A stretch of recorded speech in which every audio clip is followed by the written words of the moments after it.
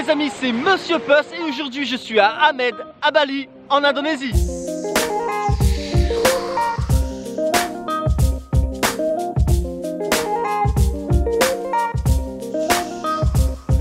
Et c'est parti les amis, je commence avec mon pote Wani d'un petit boui-boui où on prend un café avec vue sur tous les pêcheurs qui reviennent de leur pêche de la nuit. C'est sympa, c'est sympa. Et en fait ici c'est le repère des pêcheurs quand ils reviennent, ils mettent le bateau sur la plage et hop, petit café peinard. Comme vous voyez, c'est un petit boui-boui qui ressemble pas à grand chose mais qui permet aux pêcheurs, une fois revenus sur la terre ferme, d'avoir un petit moment convivial entre eux autour d'un café. Et voici la vue depuis le petit boui-boui, pas mal hein. Maintenant, je vais vous expliquer comment ils remontent leur bateau sur la plage et donc grâce à ce moteur, un système de poulies et une corde qui cette dernière servira à tirer le bateau et le remonter sur la plage.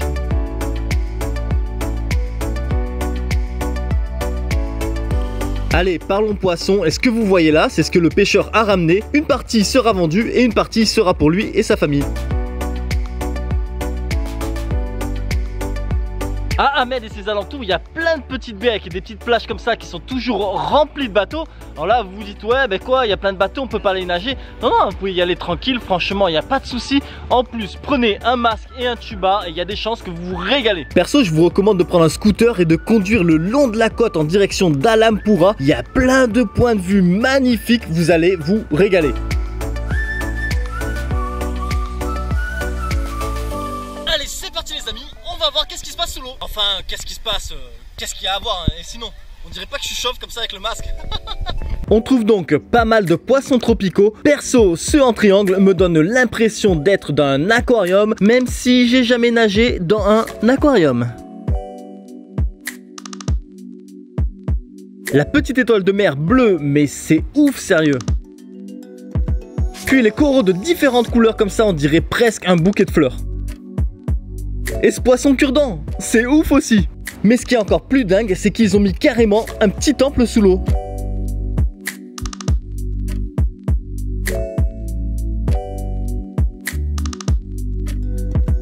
Bon, franchement, c'était pas mal. L'eau n'était pas super claire.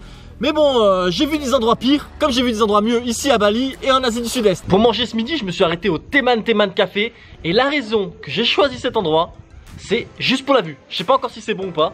On va voir. Je veux savoir, la vue, vous validez ou pas? Donc au menu ce midi, je me suis pris un petit chap kai. Bon, ça n'a pas l'air impressionnant, c'est parce qu'elle a mis dans un gros bol. Donc forcément on dirait que la portion n'est pas grosse. Mais franchement, c'est quand même bien servi hein. Et puis la vue. Voilà, on en parle ou pas. Mais bon maintenant, est-ce qu'il est bon ce chap chai?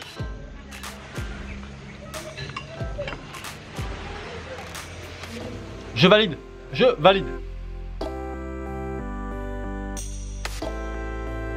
Bon, la météo a mal tourné, du coup ça a complètement chamboulé mes plans. Et je suis de retour à la petite villa où je vais rester pour 4 jours qui s'appelle la Blue Guest House. Du coup j'en profite pour vous la montrer. Blue Guest House, c'est une petite maison individuelle au cœur d'un petit village avec des gens fantastiques. Et ceci dit, passons à l'intérieur avec d'un côté la chambre climatisée, la salle de bain avec eau chaude. Et je précise car à Ahmed, c'est pas partout qu'il y a l'eau chaude. Puis ici le petit coin relax pour bouquiner d'un côté et de l'autre la terrasse depuis laquelle vous avez accès à la cuisine. Maintenant, si vous désirez réserver une ou plusieurs nuits à Blue Guest House, je vous mets un lien en description. En 2-3 clics, le tour est joué. Comme je vous disais, la météo est vraiment pas top. Du coup, le coucher de soleil ce soir, c'est mort. Du coup, on se revoit demain. Mais comme c'est une vidéo, on se revoit dans 3, 2, 1. Et deuxième journée à Ahmed. Et je vous annonce la couleur, il fait super nuageux. Du coup, j'ai encore changé mes plans. Et je suis à 20 minutes de Ahmed, à Tirtaganga. Bon, je préfère vous prévenir, c'est un coin vachement touristique. Tout le monde vient ici pour faire cette photo Instagram. Comme moi, voilà. J'ai fait comme tout le monde. J'ai pas pu me retenir. Comme vous voyez, il y a pas mal de touristes et encore, ça c'était pendant la crise due au coronavirus. Mais malgré ça, je trouve quand même que le site est top à visiter. Et pour info, l'entrée c'est 50 000 roupias, soit plus ou moins 3 €. Perso, les bateaux, je me suis demandé qu'est-ce qu'ils foutaient là, mais bon, les gosses adorent. Puis les vrais superstars du coin, c'est les gros poissons. Une fois encore, les gosses les adorent, et moi aussi, à tel point que je leur ai donné à outrance de bouffe, et s'ils font tous 10 kilos, c'est ma faute. Par contre, la météo ne s'arrange pas, bien au contraire, c'est une catastrophe. Du coup, je vous montre quand même deux points de vue qui sont super sympas à voir sur le chemin entre Hamed et Tirtaganga. Bon, vous vous doutez bien, je les ai filmés à l'aller. Comme vous avez pu voir, la météo est encore catastrophique. Du coup, je suis de retour à la Blue Guest House et je vous la refais. On se revoit demain, soit dans 3, 2, 1. Et troisième journée les amis, et enfin il ne pleut plus et je peux donc vous montrer un point de vue qui donne sur le mont Hagoun. Ah, c'est magnifique, je pourrais rester ici des heures. Oh les amis, non mais regardez-moi ça comme il est magnifique. On voit vraiment bien le dessin du volcan. Bon, je suis arrivé juste à temps parce que les nuages arrivent, mais c'est trop beau, j'adore. Et PS, pour le point de vue, il n'y a pas de nom spécial à cet endroit, alors je vous donne les coordonnées GPS pour le trouver. Et juste un peu avant, il y a un autre point de vue depuis lequel on peut voir l'île de Lombok, ci-dessous les coordonnées GPS du spot. Et regardez-moi ce relief, on dirait pas genre un peu un relief hawaïen? Enfin, sur le retour, je suis passé par une route qui traversait quelques villages dont tous ont gardé des habitudes d'avant. Par exemple, ici, au lieu de labourer leur rizière avec un motoculteur, ils utilisent des vaches. D'ailleurs, le petit veau, il y avait sa maman qui lui manquait.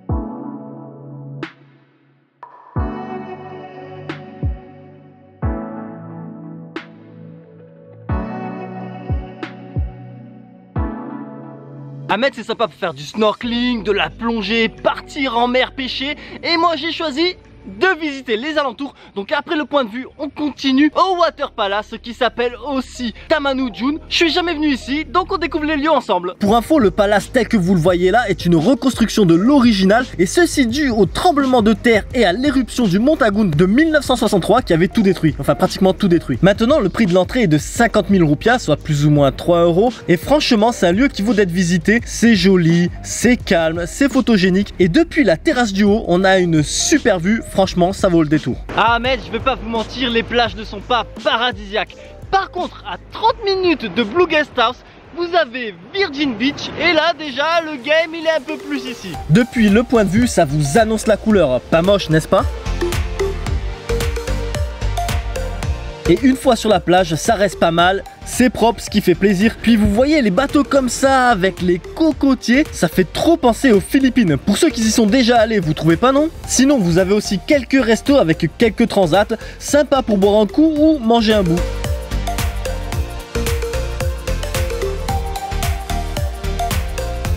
Ce point de vue sur le mont Hagoun, c'est sur le seul chemin qui mène à Virgin Beach. Vous pouvez pas le louper, et perso, je trouve la vue vraiment trop belle.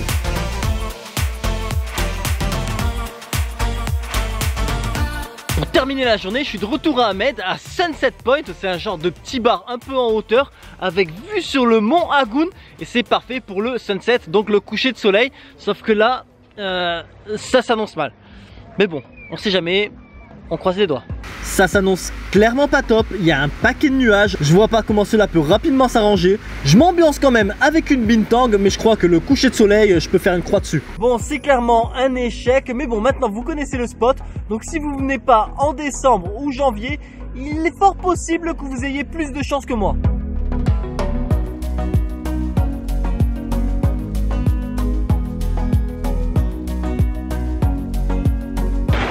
Je pouvais pas rester sur un échec, du coup je me lève tôt histoire de choper le lever de soleil. Pas trop mal, je lui mets 6 sur 10. Et vous, sur 10, vous lui mettez combien à ce lever de soleil? Dites-moi le en commentaire, je suis curieux de savoir.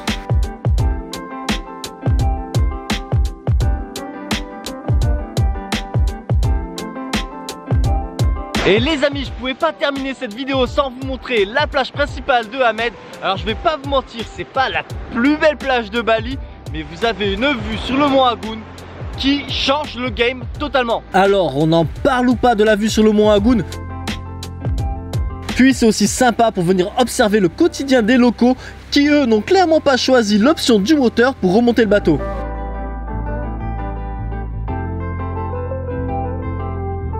Et pour terminer, en temps normal, le coucher de soleil depuis la plage de Hamed, ça ressemble à ça.